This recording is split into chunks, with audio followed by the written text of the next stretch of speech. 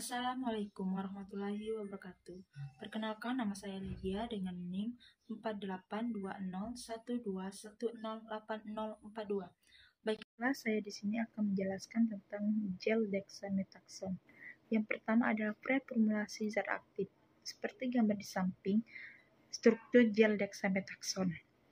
Pemberian bahan serbuk hablur, putih sampai praktis putih, tidak berbau, stabil di udara, melebur pada suhu lebih kurang 250 derajat Celcius. Data kelarutan praktis tidak larut dalam air, agak suka larut dalam aseton, dalam etanol, dalam diokson, dan dalam mentanol. Larut dalam klorofrom, sangat suka larut dalam eter. Stabilitas cahaya, tidak tahan cahaya dan tidak tahan panas. Penyimpanan dalam wadah tertutup baik. Khasiat meringankan inflamasi dan dermatosis yang responsifes terhadap kortikosteroid. Yang kedua adalah pertimbangan formulasi. Berdasarkan zat aktif dexamethasone memiliki praktis dilarut dalam air, agak sukar larut dalam aseton, dalam etanol, dalam diokson, dan dalam mentol, larut dalam klorofrom, dan sangat sukar larut dalam eter. Dexamethasone harus dilindungi oleh cahaya, maka dari itu dikemas dalam wadah tertutup baik dan dari sinar matahari langsung. Yang ketiga ada farmakologi. Dosis penggunaan obat ini dengan cara dioleskan tipis dan merata pada bagian kulit yang meradang sehari 2-3 kali. Efek samping: kulit kering, pruritus, iritasi, rasa nyeri atau terbakar, sementara yang ringan atau sedang. Indikasi: meringankan inflamasi dari dermatosis yang responsif terhadap kortikosteroid. Kontraindikasi: tuberkulosis kulit, mikosis.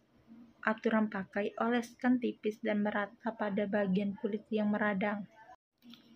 Baiklah, yang keempat ada penimbangan bahan.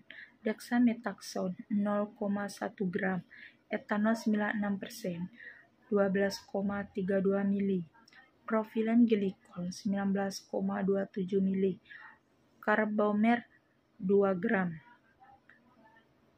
TEA 2,79 mili, metilparaben 0,2 gram, water 4,7 mili.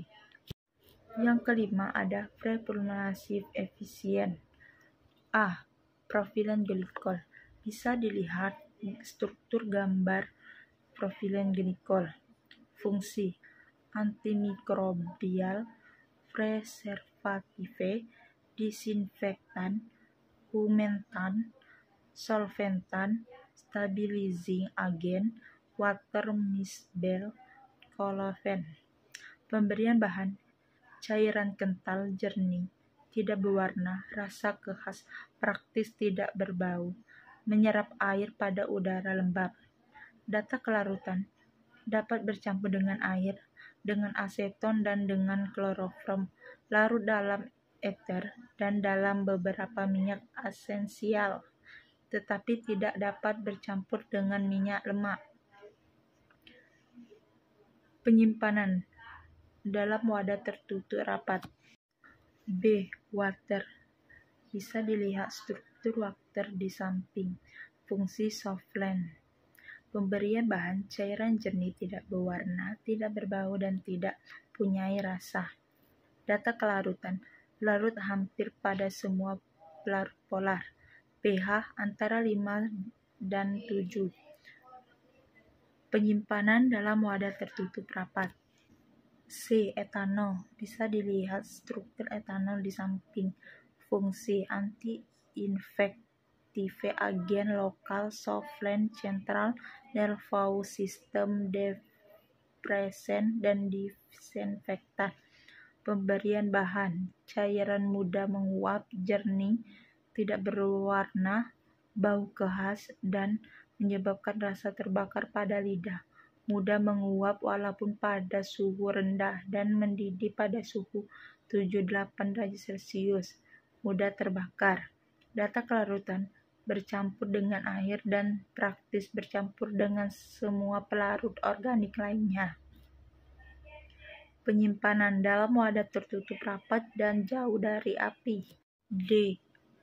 Kormer. Fungsi biodefise material, controlled relasi agen, emulsing agent, emulsion stabilizer, rheology modifier, stabilizing agent, spending agent, tablet binder.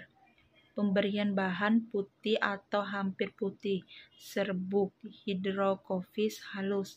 Data kelarutan membengkak dalam air dan dalam pelarut polar lainnya setelah dispersi dan netralisasi dengan natrium hidroksides solution pH 2,5 sampai 4,0. Stabilitas paparan suhu yang berlebihan dapat mengakibatkan perubahan terhadap suhu warna dan stabilitas perubahan. Simpanan disimpan dalam wadah kedap udara, anti korosi dan terlindungi dari kelembapan.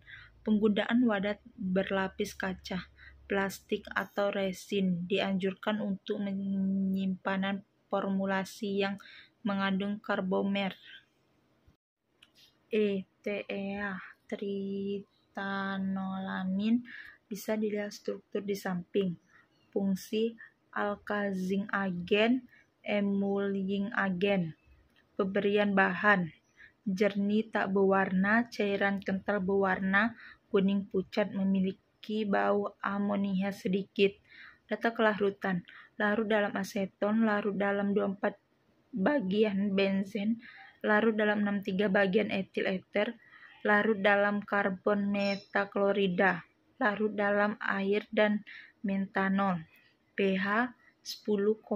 Stabilitas stabil pada suhu ruangan.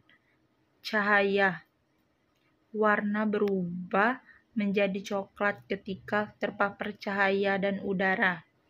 Penyimpanan harus disimpan dalam wadah kedap udara, terlindungi dari cahaya di tempat yang sejuk dan kering. F. Metilparaben bisa dilihat struktur di samping. Fungsi antimikrobial, preservatif. Pemberian berbentuk seperti kristal berwarna atau kristal putih bubuk, sedikit tidak berbau atau hampir tidak berbau dan memiliki rasa terbakar. pH 3-6. Penyimpanan dalam wadah tertutup rapat. Baiklah, yang keenam ada bahan dan alat pembuatan. Bahan: air, karbomer, dexamethasone, etanol 96%, metilparaben. Alat: batang pengaduk, cawan porselin, gelas ukur, kertas timbang, mortir, dan viskometer brofilen.